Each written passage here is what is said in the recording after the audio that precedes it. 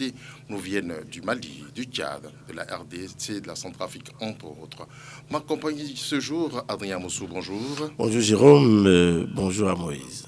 Et Moïse Soulé, bonjour. Bonjour à vous Jérôme Kassa, bonjour Adrien, bonjour à toutes et à tous. Nous commençons par le Mali, Moïse, le Mali où RFI et France 24 sont suspendus et ça a suscité un coup de gueule de Fousseynou Ouattara. Il est le vice-président de la commission défense du Conseil national de transition. Il dit exactement ceci. Pour moi, RFI n'a pas de crédibilité. C'est un complot pour cacher les succès de l'armée malienne. RFI et France 24 partent des actions et la jeune se fâche et dit suspension. Oui, d'abord, en tant que journaliste, je dois dénoncer cela parce que c'est une entrave à la liberté de presse. Fermer des organes de presse sous prétexte qu'ils ont fardé la vérité en tant que journaliste, je ne peux pas accepter ça. Mais d'un autre côté, il faut dire, quand vous regardez un peu les conflits qui se passent en Afrique, on a l'impression que, quand ces deux organes de presse ne sont pas d'accord avec le régime en place, l'information est autre. On a vu dans des pays où, pendant les élections, il y a eu des fraudes, il y a eu beaucoup de trafic, mais on n'a pas dénoncé. Et qu'ils vous souviennent qu'entre le Mali et la France, ce n'est pas la lune de miel. En plus, ces deux instruments sont des instruments politiques, utilisés peut-être par le colon pour se venger. Donc aujourd'hui, les Maliens, ce n'est pas la première fois. On a vu déjà dans des pays africains où, en pleine élection présidentielle ou bien législative, on a demandé de débrancher les câbles de ces deux organes de presse pour qu'on ne puisse pas mettre à la disposition du public tout ce qui se passe.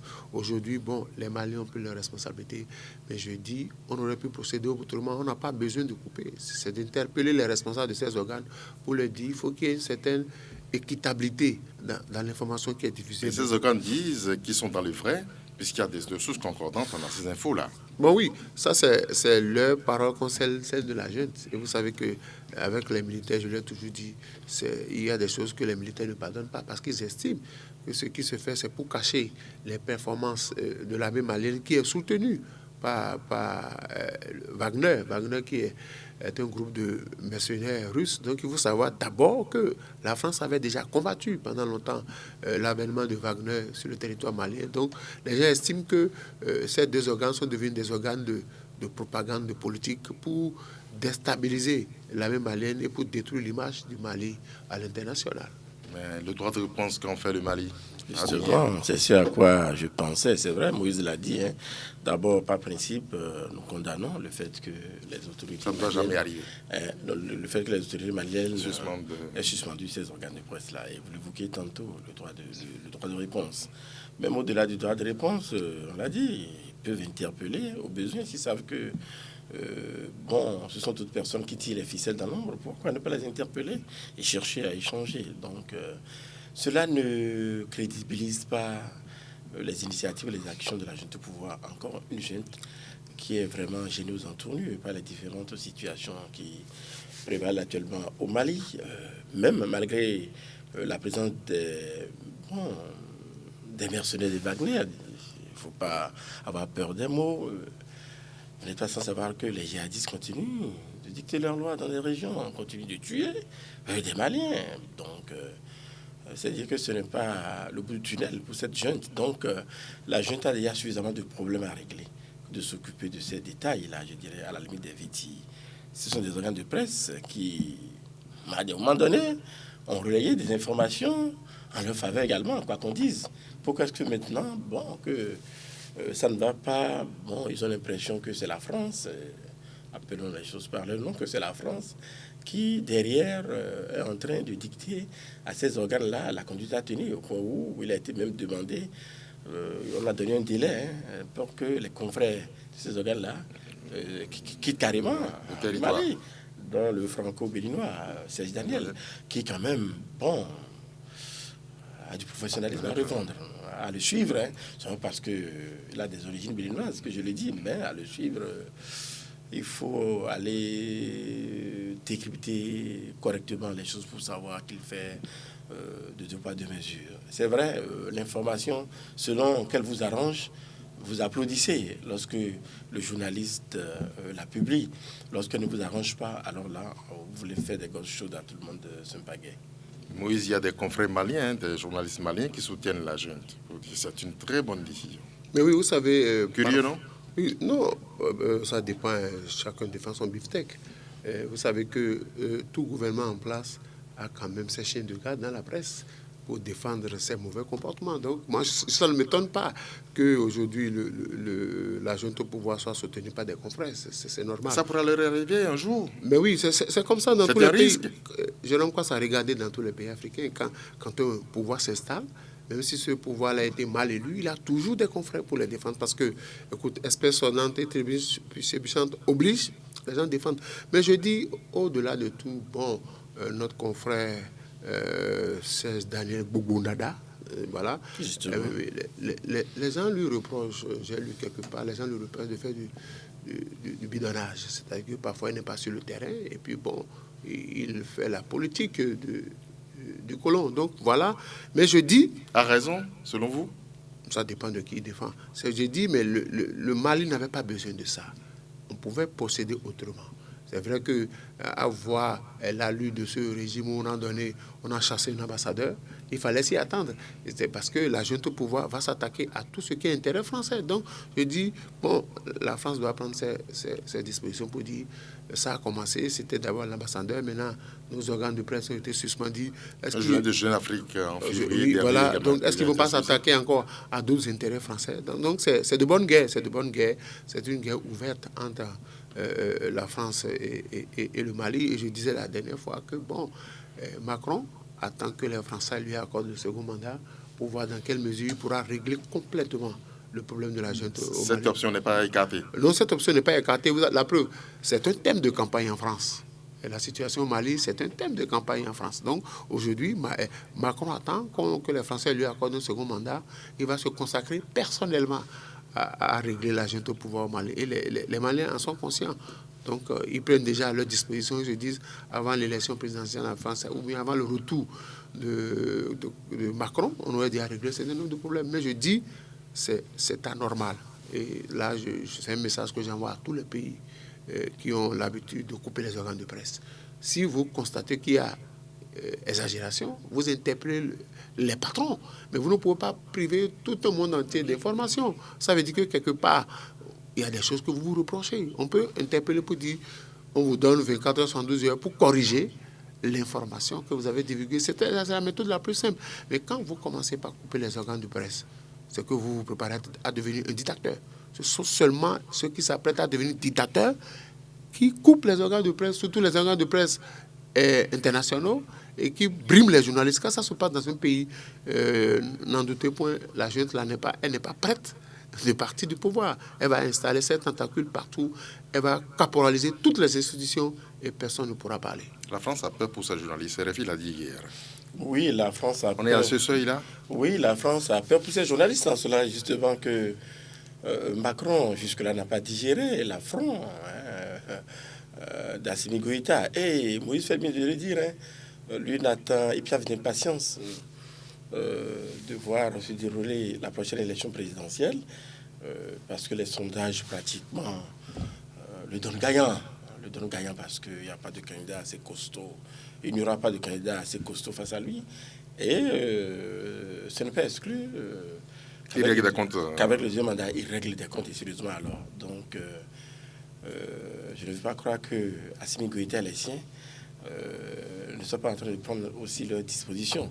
Tout est-il que lorsque la puissance colonisatrice tient à vous faire la peau, vous devez également savoir à quoi vous en tenir. Donc, ce n'est pas exclu qu'après avoir obtenu le second pouvoir, Emmanuel Macron cherche véritablement à afficher ses intentions. Et vous allez voir, les propos, les déclarations vont changer. Ils seront plus caustiques qu'ils ne l'étaient jusque-là. Il a été tendre la dernière fois, vous voulez dire? Non, il n'a pas été tendre, mais bon, je ne dirais pas fleur mouchetée, mais pour le moment, il marche sur des œufs, attendant de voir ce que l'opinion française dira. Déjà, il a les échos. Vivement que l'élection, la présidentielle passe, et vous verrez bien que le ton pourrait davantage monter du côté de Paris. À l'international, les médias sont très fâchés, Moïse. Oui, comme d'habitude. Et puis moi, les médias sont fâchés, ça s'arrête au discours. Rien de concret, on a vu dans des pays africains où, bon, On a suspendu des radios, on a suspendu des télés. À l'international, les gens ont crié, Reporters sans frontières a parlé, mais ça n'a rien changé. Ça n'a rien changé. Donc ça se limite. Il vaut mieux se taire, c'est ça? Oui, ça se limite au discours, parce que si vous ne pouvez pas changer l'ordre des choses, il vaut mieux se taire, c'est ça? Parce que quand on ferme un organe et que à l'international on intervient, c'est que dans la suite des événements, qu'on permette à ces organes-là de reprendre service. Mais je dis, ça ne se fait pas. Parce que la prochaine guerre de la Russie, ça va se dérouler sur le territoire malien. Ça sera une guerre Russie. Vous voyez ça venir? Mais Russie contre la France. Clairement. Donc, les gens se préparent pour ça, parce que qui parle de mercenaires russes parle forcément de la Russie, parle de Poutine. Et vous voyez aujourd'hui les velléités de Poutine. Poutine a tendance à arracher à la France toutes ses colonies, et ça va commencer. Donc, le Mali sera le point de départ. Et aujourd'hui, les colonies sont déjà annoncées. Je ne voudrais pas que ce qui s'est passé au Mali se passe aussi dans les autres pays où il y a des militaires au pouvoir. Vous savez que quand on veut priver le monde d'information, c'est qu'on a des choses à se reprocher. On pouvait laisser ces deux organes-là travailler. Maintenant, enfin, peut-être demander à l'institution qui gère la presse là-bas pour dire ces gens-là, il faut les avertir, il faut leur donner un ultimatum. S'ils continuent comme ça... Mais s'ils sont dans le vrai Moïse, s'ils continuent comme ça, ça veut dire qu'ils sont dans le faux? La junte militaire vous dira que la vérité, elle est relative en milieu de presse. Surtout que c'est des organes français. Des organes français. Et il y a un conflit réel entre la France et le Mali. Parce que quand vous refusez de domicilier vos biens au trésor français, quand vous chassez l'ambassadeur français, c'est-à-dire que c'est une guerre ouverte, et aujourd'hui vous coupez les deux grandes chaînes françaises, c'est comme ça. Donc Assimi Goïta se donne tous les moyens pour régler son compte aux Français. Maintenant, si on a peur pour les journalistes français, il faudrait qu'ils rebroussent chemin tranquillement, parce que vous savez, je dis avec les militaires, il faut faire attention. Il y a certains qui ont la gâchette facile. Il y a des illuminés qui pensent qu'il faut faire œuvre de salubrité publique. Donc, tous ceux qui vont chercher à écorner l'image de la junte à l'international, on va leur régler le compte. Eux, ils n'ont pas besoin de remplir les prisons. Ils ne remplissent pas les prisons. Ils éliminent carrément. Carrément, quoi. Élimination physique. Donc, c'est leur manière de faire. Et c'est un signal fort qu'on envoie à la presse, à tous les organes de presse de tous les pays qui tenteront d'égratigner le régime de Assimi Goïta. Certains pensent que ces organes sont parfois en mission occulte. A raison, Adrien? Vous voulez parler de RFI, France 24 Et autres, même JA, d'autres. Bon, c'est relatif, il n'est pas exclu. Et j'ai dit tantôt que lorsque cela arrange, on applaudit. Lorsque ça n'arrange pas, parfois, c'est arrangé depuis l'autre côté. Justement. C'est orienté. Après, je suis un peu perplexe. Toujours est-il que, quelles que soient les raisons avancées, on ne saurait interdire à ces organes de presse-là, soit d'émettre ou de diffuser des informations concernant le Mali. Et comme le dit si bien Moïse. Mais si vous ne vous reprochez rien, il faut que la galère, le chien à la caravane passe. Faites votre travail avec toute la sérénité requise. Et ça ne rate pas là au Mali. Je ne peux pas anticiper les choses, vous avez vu. Ça ne rate pas là. Ce qui est advenu lundi, c'est déplorable. Alors là, c'est criminel. Je reste avec vous, Adrien. Nous restons toujours au Mali, où un collectif de partis politiques dénonce les dysfonctionnements de la transition. Ce monsieur a tant à faire, mais il va couper les médias. Alors, il inspire un coup de gueule également à Modibo Soumaré. Il est le président du parti FD et président du cadre des partis pour une transition réussie. Il dit quoi? La transition, c'est une certaine politique aujourd'hui qui fait que la CEDEAO a imposé un embargo contre nous parce que nous n'avons pas respecté les règles du jeu. Donc cela s'appelle en français facile de l'incompétence. Personne n'aurait imaginé que le Mali allait se retrouver des mois sous embargo et que le gouvernement soit incapable de proposer un chronogramme réaliste et acceptable. Très fâché. Je partage entièrement cet extrait que vous venez de mettre en relief. C'est là justement que, à l'avènement de la junte militaire au Mali, il y a quelques mois, parmi ceux-là qui ont applaudi, il y en a qui aujourd'hui sont déçus. Déçus en cela que on a comme l'impression que Assimi Goïta et les siens font du surplace. Ils n'ont pas d'objectif réel. Oui, l'ancienne selon laquelle on tient à combattre les djihadistes, elle est dépassée. Elle ne séduit plus. Et on veut gérer une transition. Et on a plein de dossiers. Non, ce n'est pas ça la transition. Il n'y avait rien dans la tête, ce monsieur. Non, on se rend l'évidence. Les faits le montrent si bien. J'ai dit tantôt qu'il y a un événement malheureux qui est advenu lundi. Nous y reviendrons, vous voyez bien. Non, ce n'est pas leur rôle. Ce que nous autres savions, des putschs ou des coups d'État, pour être plus précis, lorsque les militaires prennent le pouvoir, en quelques mois, en un an, ou au plus en deux, ils dégagent le plancher et puis on installe un nouveau gouvernement. Désormais, on organise des assises, on commence par chercher à moraliser la vie publique. Non, ce n'est pas cela. Ce n'est pas cela. C'est à quoi s'attendaient les Maliens qui ont applaudi, la junte au moment où Assimi Goïta a déposé d'abord Ibeka, puis mais après le président qu'on a placé là pour gérer également une transition. Donc il faut dire qu'ils ont certainement à revoir leur copie pour ne pas s'attirer maintenant les foudres des Maliens. Parce que si vous devez faire encore un sondage par ces temps qui courent, ce n'est pas évident qu'ils aient la même cote de popularité qu'ils ont eu au moment où ils ont fait le coup d'État. Moïse, Modibo Soumaré dit que le Goïta brille par les intimidations et menaces. Il y a tout ce qu'il sait faire. Non, vous savez, les militaires, quand ils font le putsch, n'ont jamais un plan de gestion du pouvoir. Jamais. C'est quand ils ont pris le pouvoir maintenant qu'ils essaient de tâtonner pour savoir ce qu'il faut faire. Mais je dis, au lendemain des conférences nationales en Afrique, le seul militaire qui a pu prendre le pouvoir dans un pays et qui l'a bien géré, je crois que c'est ATT. Toujours ATT.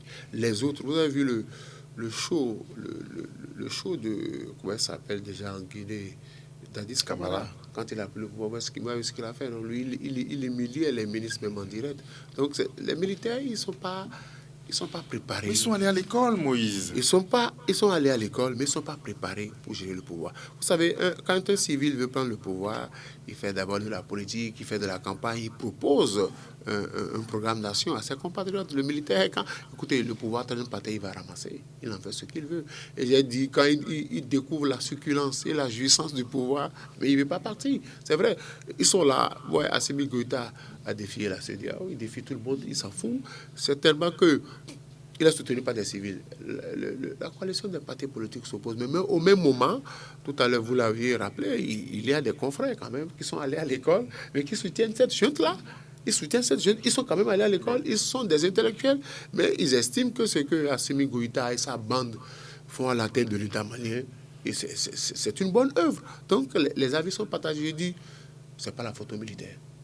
Je montre du doigt tous les intellectuels africains qui, après les conférences nationales de 90, qui ont pris le pouvoir, qui n'ont pas su gérer.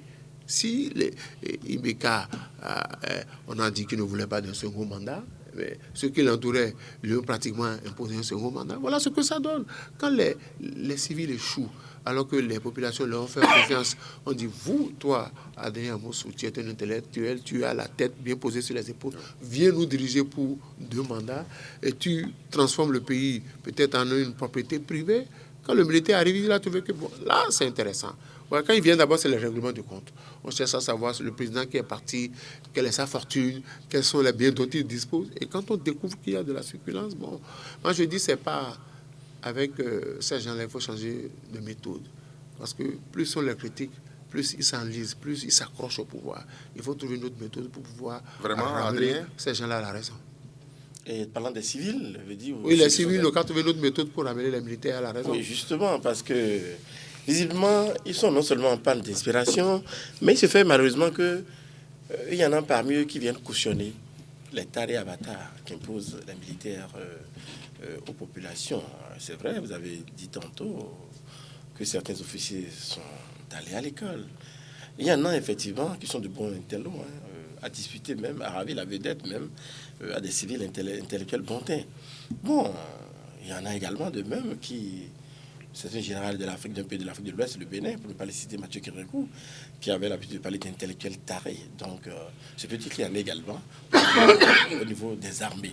Parce qu'il y a des officiers, lorsque on vous dit qu'ils sont sortis d'école, le tout ne se fait plus de sortie d'école de guerre ou de Cyr ou de Saint-Cyr pour avoir les aptitudes requises afin de diriger complètement un pays.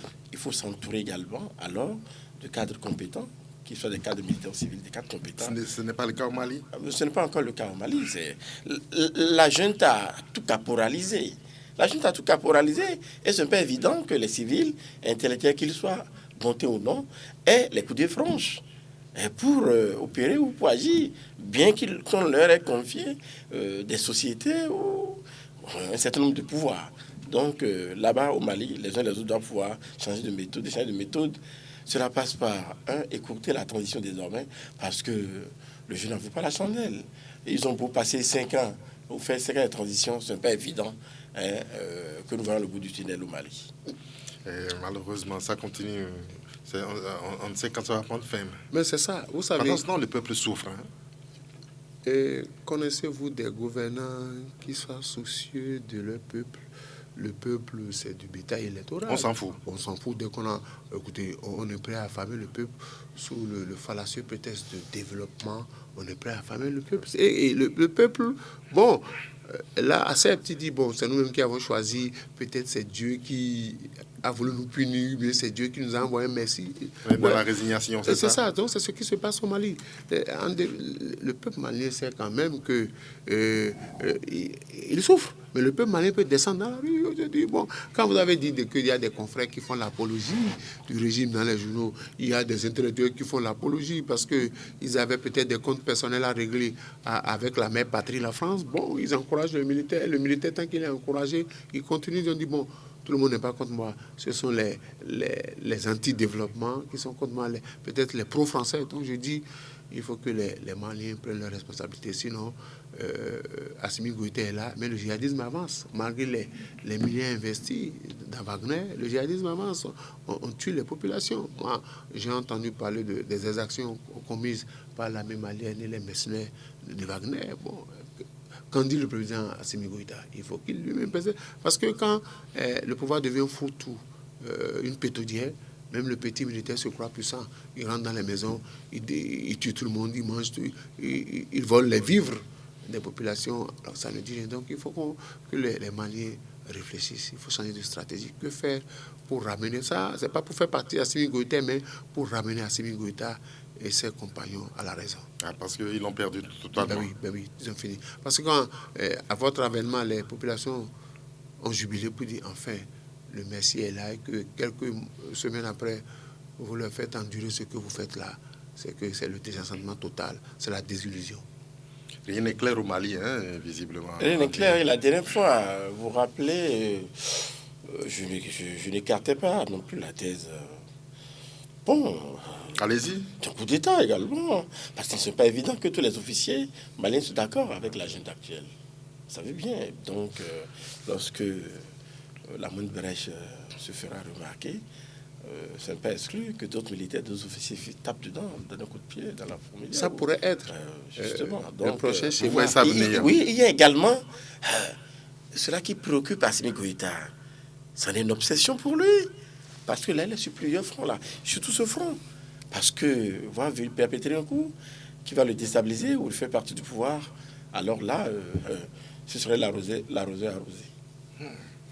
Moïse, nous continuons toujours avec le Mali, qui nous donne beaucoup à lire par ces temps. Avec le décès de Soumaïlou Babaye Maïga, la junte est accusée d'assassinat de ce côté-là. Le président Bazoum du Niger, sans gants, comme d'habitude, il dit quoi? Je pensais que de tels assassinats relevaient d'une autre ère.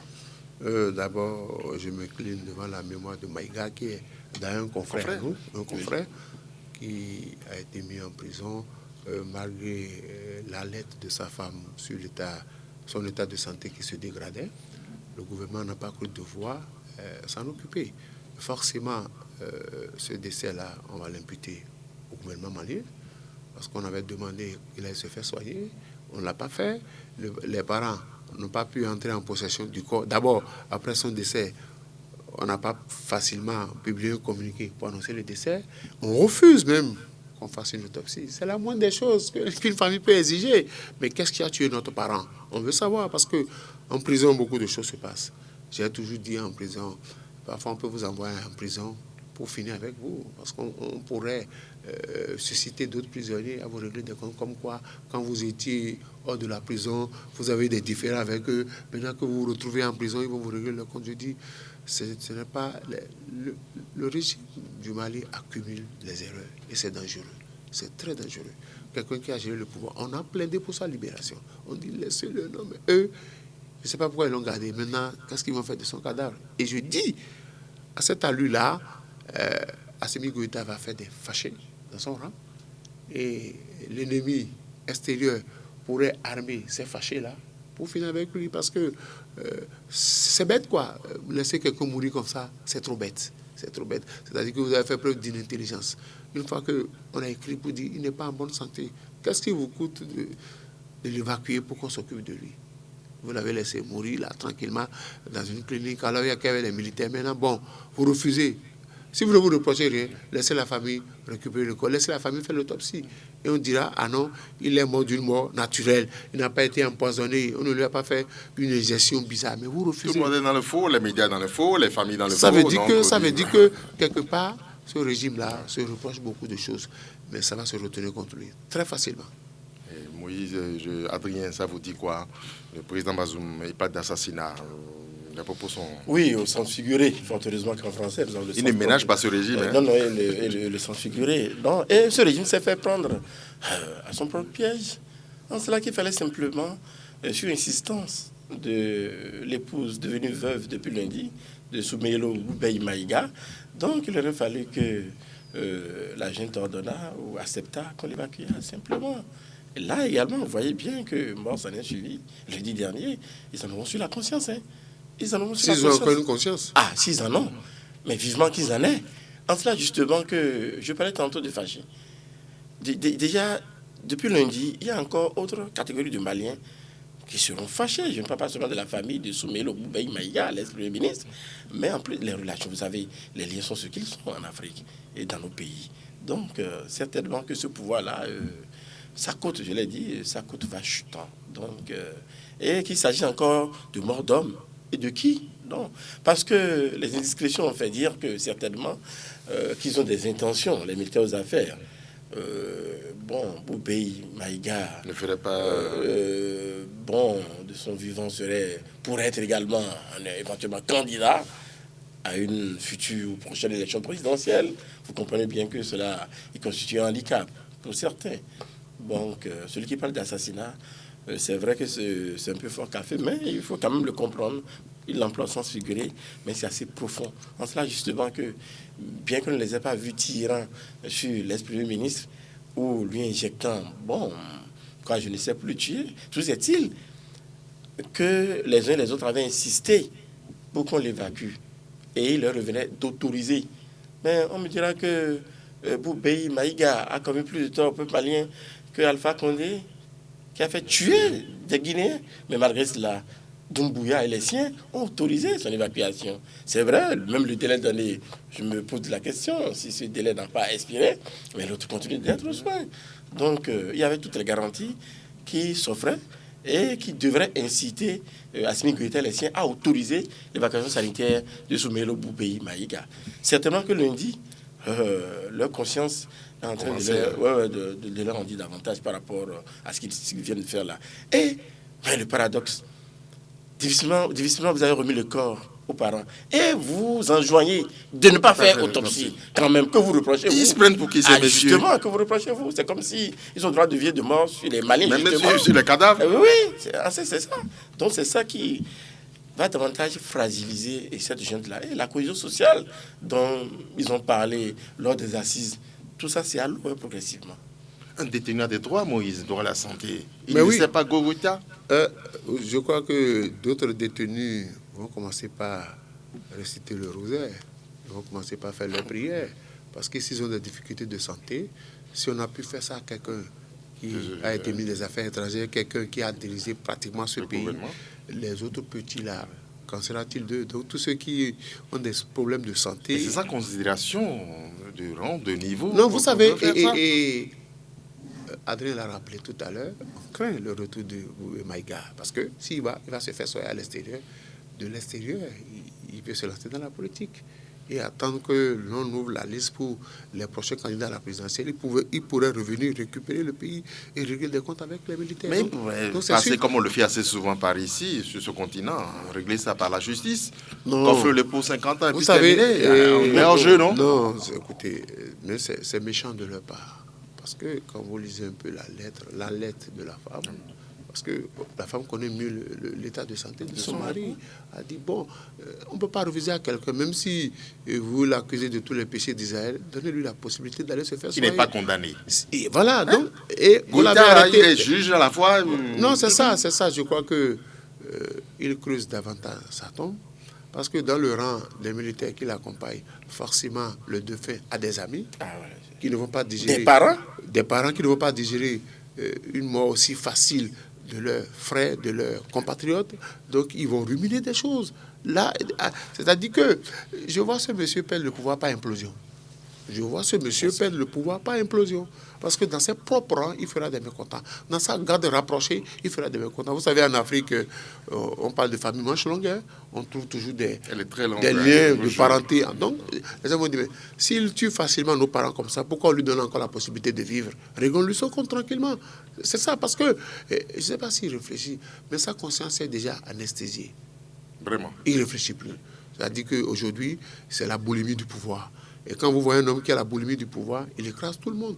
Parce que quelqu'un qui a été emprisonné sans être condamné, vous ne lui reprochez rien. On dit libérez-le, c'est quand même un homme politique qui a dirigé le gouvernement. Qu'est-ce que vous lui reprochez? Jusqu'à sa mort, on n'en a pas dit exactement ce qu'on lui reproche. Et puis on interdit, c'est grave quoi. Je récupère finalement le corps de mon parent, vous m'interdisez d'aller chercher les raisons de sa mort. De sa mort, c'est grave. Ça veut dire que il y a deux possibilités, où on a empoisonné son repas, ou de mèche avec le médecin traitant. On lui a injecté un produit auquel il n'a pas droit, et ça a tourné au drame, tranquillement. Parce que si on fait l'autopsie, on trouvera la cause. Si la cause est, si la jeune se reproche, laissez les gens faire leur autopsie. Si la cause est naturelle, si c'est une mort naturelle, basta, votre responsabilité est dégagée et vous en sortirez grandi dans la population et dans la communauté. On va dire, ce président-là, il est tout sauf un meurtrier. Mais aujourd'hui, c'est une association de malfaiteurs et de meurtriers. C'est ce qu'on pourra dire simplement. Mais comment opère la junte, Adrien? Dites non. À l'intérieur, il n'y a personne. Vous dire, Goïta, on va assez loin là, arrêtons. C'est également un signe qu'il faut décrypter. C'est-à-dire que même au niveau de la junte, qui vous dit qu'il n'y a pas des antagonismes? Oui, c'est à ce à quoi je faisais également allusion tantôt. Et ça, c'est trop fort. De parler d'implosion éventuelle. Ce n'est pas exclu non plus cette thèse-là. C'est dire qu'il doit avoir forcément des mécontentements. Parce que l'ex-premier ministre était également appuyé par les renseignements. Et quand on ne prend pas les renseignements dans un pays, oui, c'est vrai, vous avez beau quitter les affaires, il y a toujours des liens qui demeurent. Il y a toujours des relations qui demeurent. Goïta, vraiment, doit pouvoir savoir raison garder. Il ne peut que s'en vouloir à lui-même le moment venu. Parce que là, contrairement à ses confrères ou à ses camarades officiers du Burkina et de Guinée, bon, qui, je suis préalablement, montrent un peu un brin d'humanisme, mais lui, non, ça n'a pas été le cas. Non, ne tournons pas autour du pot. Ils sont en partie responsables de la mort de Soumaïla Boubèye Maïga, l'ex-premier ministre malien. Il dit qu'il veut donner des leçons de lutte contre la corruption. On donne des leçons à un mort, de Moïse. N'importe quoi. J'aurais aimé qu'il utilisât la même technique que, comment ça s'appelle, Dadis Camara, qui vient l'humilier à la télé, je préfère encore ça. Vous voyez, il y a que ces militaires-là ne font pas la lecture croisée de ce qui se passe. Quand Dadis Camara a commencé par faire ses frasques, c'est dans son rang qui a venu le malheur. Le tireur. Quand vous voyez Thomas Sankara, c'est son ami le plus proche qui lui a fait la fête. Donc il faut savoir que vous pouvez poser des actes positifs et faire des mécontents d'abord, parce qu'ils vont vous dire que ce n'était pas la mission initiale. Vous allez poser des actes négatifs qui vont créer des mécontents dans votre rang. Et un jour, l'ennemi qui a les yeux vous dit, bon, je vais t'armer pour que ce monsieur-là, tu t'en débarrasses. Vite fait, bien fait. Et il n'aurait rendu aucun, c'est qu'il aurait fait reculer le Mali de plusieurs années. Parce que ATT a fait quand même, Alpha Makonari est passé là, Ibeka a dit je veux faire juste un mandat dans son entourage. On dit non, il faut faire encore un second mandat. Il a voulu démissionner, on n'a pas voulu le laisser partir. Vous avez vu comment ça finit. Donc Assimi Goïta, il est venu s'asseoir. Forcément, dans l'ombre, il a le soutien de certains présidents. Et je voudrais même qu'il prenne le dernier cas avec le Tchadien. Avec le Tchadien, Idriss Déby, tout ce qu'il a, il a fait pour le Tchad, c'est quand même dans ses propres rangs, proches de lui, que bon, quelqu'un lui a ôté la vie. Il n'a qu'à voir aussi avec Kabila. Comment ça se passe quand vous travaillez avec des gens que vous frustrez beaucoup de personnes? La rébellion vient de l'intérieur et de la personne la plus proche, vous vous ôtez la vie. Le comble, il présente des condoléances à la famille. L'autre dira que c'est du cynisme à nul autre pareil. Donc là, Vraiment. C'est du cynisme à nul autre pareil. C'est un ajouté à la douleur et à la peine des familles éplorées. Bon, vous savez, nul n'est dupe. Il n'a pas le choix, mais cela n'absout pas ce qui vient d'être fait là, à moins que ce soit Allah seul qui vienne absoudre ce qu'il a fait là. Encore que, bon, c'est qu'ils sont croyants, je crois savoir que nos frères musulmans sont également croyants. Ils croient en un être suprême. Vivement qu'au jour du jugement, ils puissent véritablement répondre de cet acte-là, parce que on ne tenait qu'à sa signature. Assimi Goïta. On ne tenait qu'à sa signature pour faire évacuer l'ex-premier ministre. Et c'est lui, certainement, même si dans l'entourage, les autres officiers disent qu'il n'est pas question, lui là. Pour le moment, c'est lui qui est aux commandes, c'est lui qui a le dernier mot. Il devrait pouvoir se départir de cela et dire ou ordonner l'évacuation sanitaire de Soumaïlo Boubèye Maïga. Un message aux autres chefs d'État, un détenu a des droits. Oui, un détenu a des droits. Quel qu'il soit. Qu'il soit même malfrat, qu'il soit braqueur, il a des droits. S'il est malade, on doit le faire, on doit le laisser se soigner, c'est clair. Donc, la prison, c'est pas un cimetière. Justement. Si je commets des impairs et que je suis condamné, mais si en étant en détention, je tombe malade, l'État qui m'a jeté en prison a l'obligation de me laisser me soigner. C'est aussi clair que ça. Bon, les gens pensent que quand on est en prison, on vous laisse poireauter, vous mourrez. Vous savez, on a tellement jeté les Africains. Les prisons africaines sont tellement pleines qu'aujourd'hui, dire à un Africain que tu iras en prison, il dit, mais c'est mieux là-bas. Je vais trouver mes 3 repas sont garantis. Et puis, bon, j'ai la sécurité. Mais il faut que les hommes politiques se disent, Assimi Goïta, il va descendre un jour. Et quelqu'un peut prendre le pouvoir pour dire, OK, je vais régler. Tous ceux qui portent le nom Goïta ne sont pas les bienvenus. Tu viens, tu es assis, on dit, je suis de la famille Goïta. On vous découvre parce qu'un des vôtres n'a pas été suffisamment responsable. Ces gens-là, il faut voir, ils sont anesthésiés, ils n'ont plus le cœur, ils ont une pierre à la place du cœur, parce que le minimum, vous quand même qui a géré le pays, alors que vous étiez encore dans la main, posez votre ceinture, laissez-le se faire soigner. Ce qui est sûr, c'est un Malien, il va revenir chez lui, mais le laisser mourir. Vous savez, il ne peut ne pas présenter les condoléances. Il va dire en tant que président, l'homme fort du moment, le premier réflexe, c'est de présenter... Les présente à qui? À l'épouse? Non, au peuple malien. Au peuple malien. Et maintenant, s'il veut dégager sa responsabilité, c'est d'ouvrir une enquête pour savoir qui réellement est à la base de ce décès-là. Sinon, carrément, on dira que c'est la junte au pouvoir qui a commandité ou bien qui a orchestré le meurtre de l'ancien Premier ministre. C'est aussi simple que ça. C'est-à-dire que toutes les flèches iront vers lui. Mais comme c'est un militaire qui n'a plus de cœur, il s'en fout, quoi. Adrien, nous passons au Tchad qui a vécu une journée sans presse samedi dernier. Les journalistes protestent contre l'exclusion du dialogue de Doha. Et le vice-président du mouvement de protestation a dit exactement ceci. Nous voulons envoyer un message fort aux autorités que c'est la presse privée qui est le baromètre de la démocratie. Et si aujourd'hui la démocratie est ancrée au Tchad, c'est grâce à cette presse. Et donc nous ne voulons pas que certaines autorités nous marchent dessus. Nous avons donc initié ce mouvement pour dire attention Doha, vous nous avez écartés, mais au Tchad, nous voulons être impliqués. Oui, réaction justifiée de ces confrères-là, mais ça ne peut que s'arrêter là, parce que... Ils n'auront rien. Oh, ils n'auront pratiquement rien. Et là-bas, ce n'est même pas encore la démocratie. Au Tchad, non, ce n'est pas encore de la démocratie. C'est du mépris pour les journalistes. Oui, il y a du mépris. Bon, ils ont bien fait de réagir. Bon, pourvu que ceux qui doivent les entendre. Et ça s'arrête là. Bon, ce qui préoccupe les actuels hommes forts de N'Djamena, c'est ce fameux dialogue-là, vous comprenez.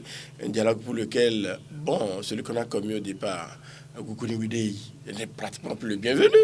Donc, déjà, je ne veux pas être oiseau augure. Ce dialogue a déjà du plomb dans l'aile. Et je crains que ce ne soit un fiasco. Donc, ces confrères n'ont qu'à patienter. Lorsque pas extraordinaire. Ce fameux dialogue-là se tenait et que les conclusions ordonnaient qu'il retourne à une aide de véritable démocratie et pourront mieux se faire entendre. Mais qui va informer le peuple? Pardon? Qui va informer le peuple? Non, lorsqu'ils auront terminé, oui. Lorsque le colloque... Loin de la presse. Pardon? Loin de la presse. Non, ils se disent que... Mais ça ne se tient pas au Tchad, hein. Si, à Doha. À Doha, oui, justement. Mais ils seront informés par les médias internationaux. Les médias internationaux vont les informer, en fait. Vont les informer, les gens seront informés. Ce n'est pas cela la préoccupation des militaires. La préoccupation des militaires, c'est de tout faire pour qu'il y ait un semblant de retour à l'ordre constitutionnel et pour qu'in fine, Déby Fils troque sa tenue treillie contre une tenue civile et se porte candidat. Et se portant candidat, il sera réélu. Donc c'est là la préoccupation majeure des hommes forts. Nous voulons informer le peuple, c'est ce qu'ils disent. Non, il faut préciser que c'est la presse privée qui dénonce ça. La presse privée, gouvernementale.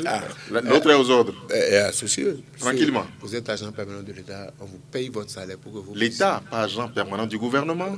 Oui, l'État et le gouvernement, c'est dans certains pays, c'est confondu. Oui. Donc la presse gouvernementale est aux ordres. Et je pense que c'est bon de dénoncer, ça va s'arrêter là.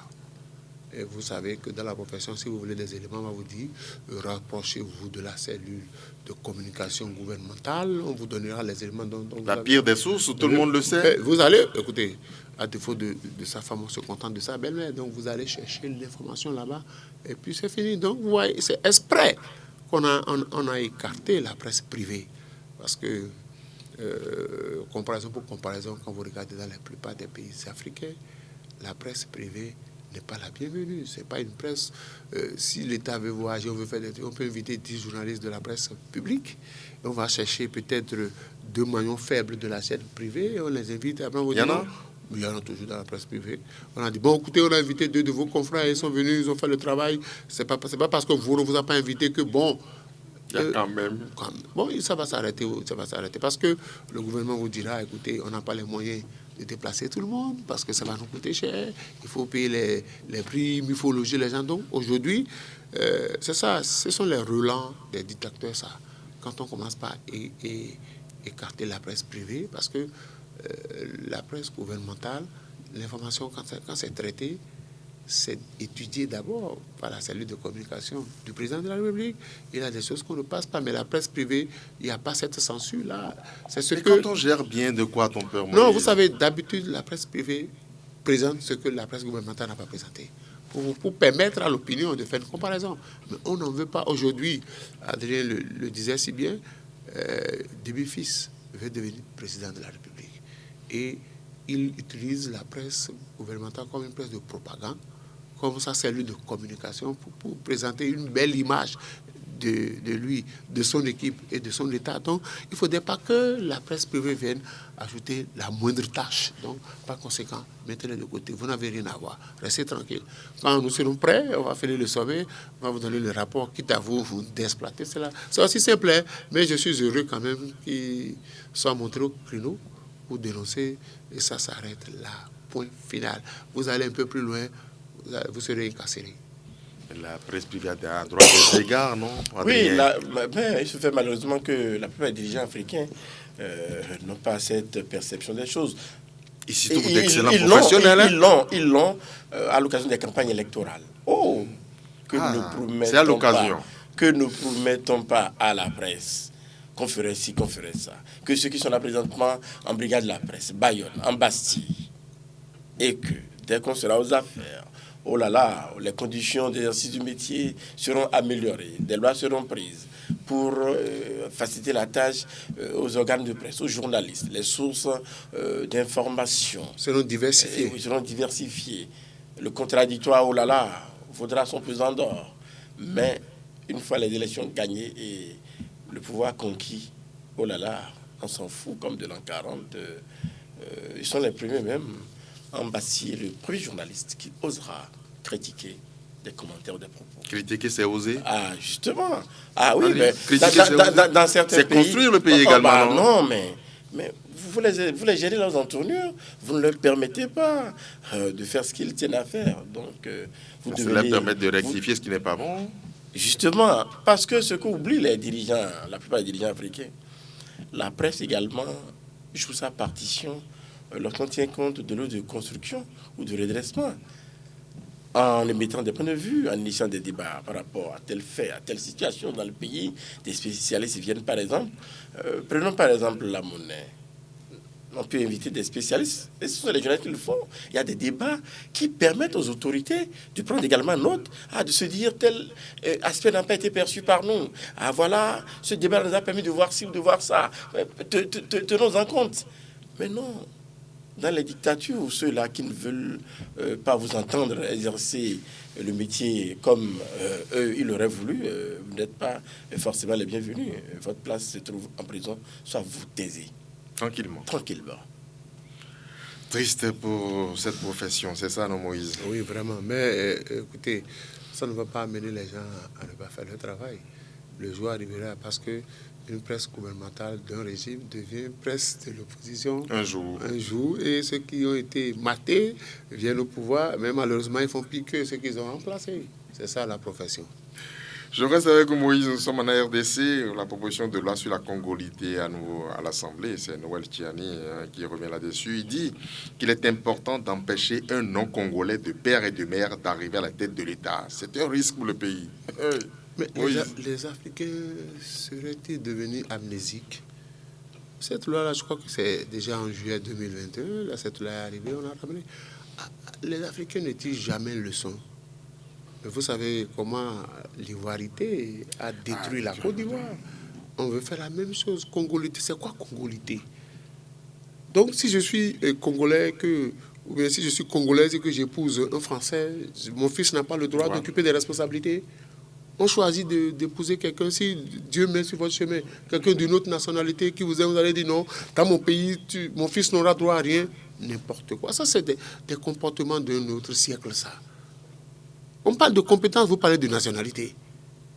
Mais alors que dans d'autres pays, on laisse les Africains intelligents, on va chercher des blancos pour venir travailler à leur place. Maintenant, chez nous, nous avons l'intelligence. Maintenant, on dit, bon, tu ne veux pas travailler parce que ta mère serait française, ton père serait français. C'est grave. Vous savez, ça, c'est les anti-développements, ça.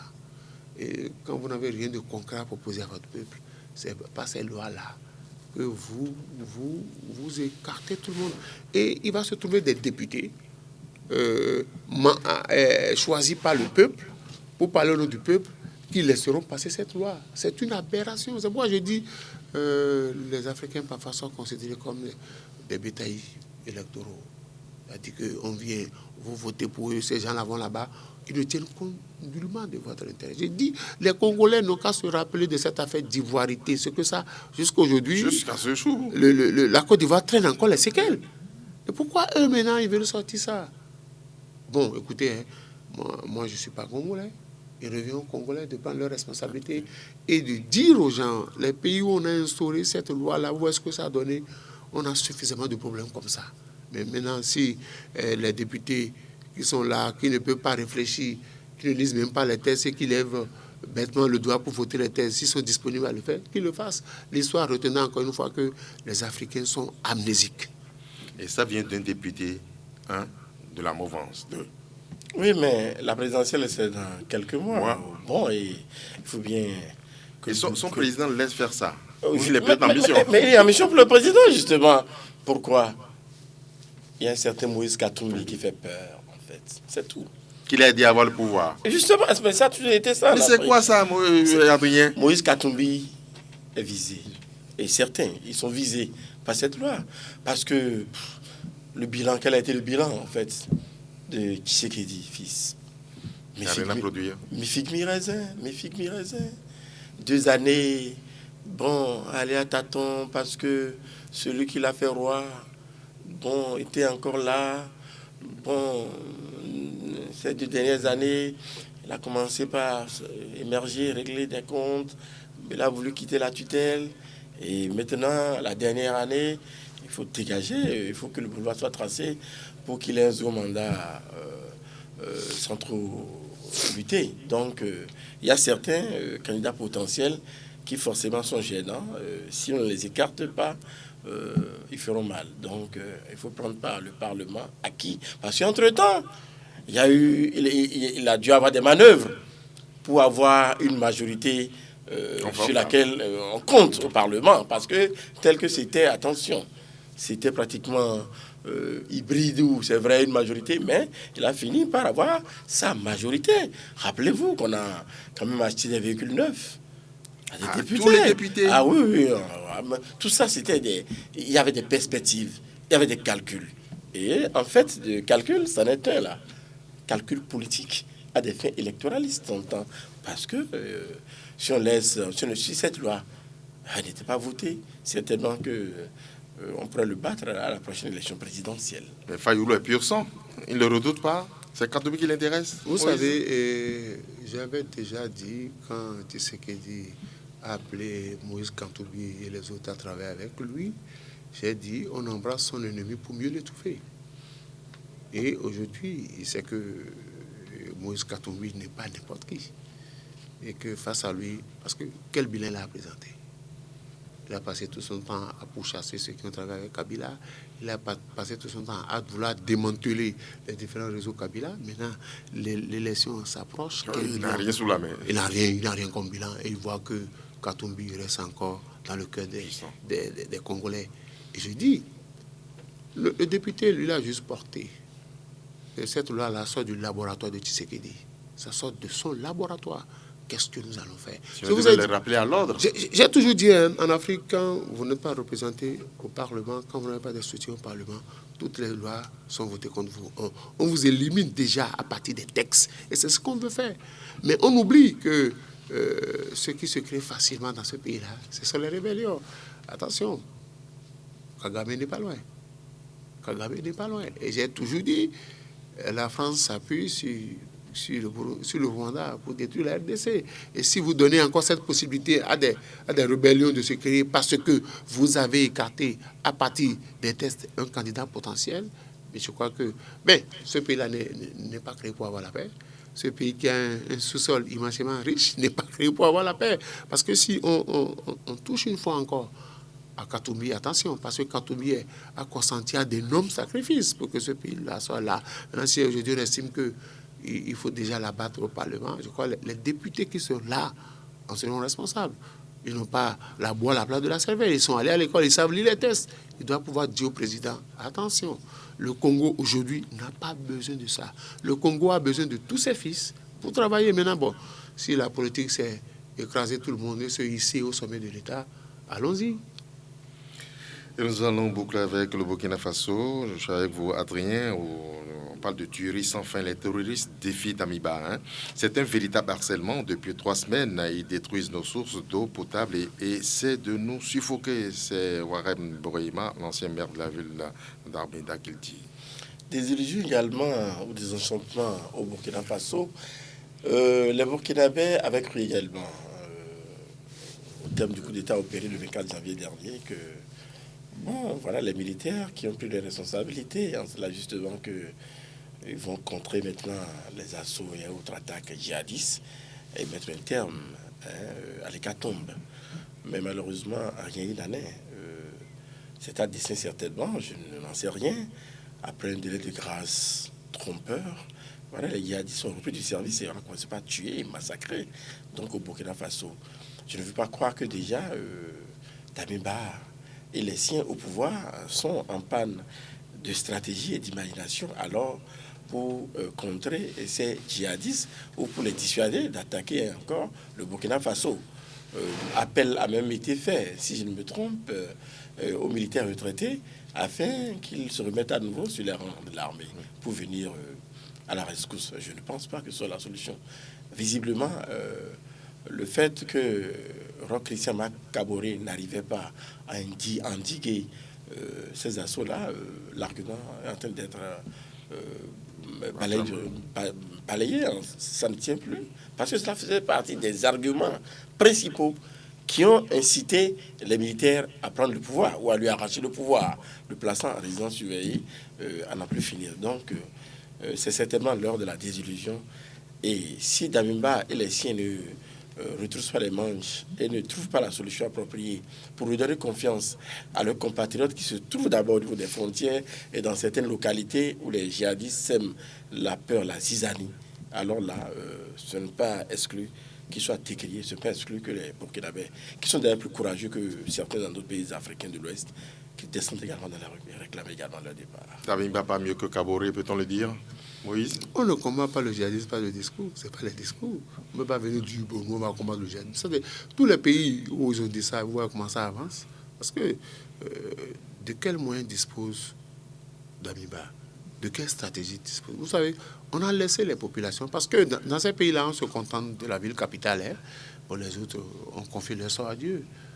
Quand on vient détruire les puits, quand on vient piller, on peut jamais. Damiba ne peut pas poser une acte pour ramener la confiance dans le cœur de ses compatriotes, parce qu'ils sont meurtris dans leur âme. Je dis, pour lutter contre le djihadisme dans cette zone-là, il faut des actions concertées. Chacun vient, il bombe le toit, il veut jouer au Django, il veut montrer à ses compatriotes que lui, il a les moyens d'éliminer ça. Non. Vous savez, les djihadistes, tous les jours, ils rivalisent, ils réfléchissent, ils trouvent de nouvelles stratégies, ils trouvent de nouveaux plans d'attaque. Alors que les gens, on se rensable dans une salle, on dit, bon, il faut faire venir les experts de guerre. Non, ils n'ont pas besoin d'expertise pour ça. Et ils savent, ils ont des cibles bien. Voilà des gens qui vont piller les populations pour vivre. On va prendre le bétail des populations. Parce que quand on détruit les puits, c'est quoi? C'est pour amener le peuple à se révolter. Et quand je vois tout ce que le balai citoyen a fait dans ce pays-là, pour faire partie, comparer qu'aujourd'hui, ce peuple-là est en train de souffrir devant l'inaction, devant l'incapacité, devant l'incompétence d'un régime dirigé par les militaires. Attention, c'est compliqué. C'est le cas. C'est très compliqué. Je dis, c'est grave. Il faut que ces militaires-là s'avouent vaincus. Ils ne peuvent pas. Ce n'est pas parce qu'on a fait école de guerre là qu'on peut combattre les djihadistes. Non, les djihadistes n'ont pas fait école de guerre. Ça, c'est des kamikazes. C'est des gens qui sont prêts à affronter la mort à tous les moments. J'aurais dû laisser Kaboré. Et aider Kaboré à faire le travail. Ouais. On reproche à Kaboré d'échouer, mais là, ils ont lamentablement échoué. Eh oui, on souhaite bonne chance à nos frères de Burkina. Madame, monsieur, on dit merci d'avoir été des nôtres. Adrien, merci d'être venu. Moïse également. C'est nous moi. retrouvons la semaine prochaine.